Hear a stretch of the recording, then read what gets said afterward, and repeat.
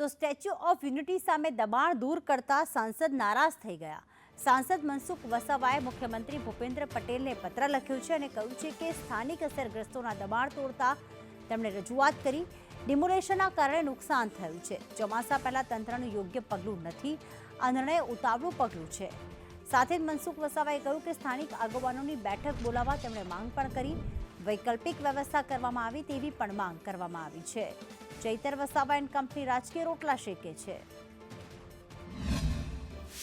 જે પણ આપ્યું છે પણ એમને સામે ચોમાસે આજે ઘરો તોડવા અને જ્યાં એમનો જીવન નિર્વાહ આદિવાસી મેળવતા હતા એ તોડવું એ સરકારનો કે સ્ટેચ્યુ ઓફ યુનિટીના સત્તાધીશોનું ઉતાવળું પગલું છે। એવો નિર્ણય લેવો છે એ ચોમાસામાં એમને તાગપત્રાના શેડ બનાવી દેવા જોઈએ।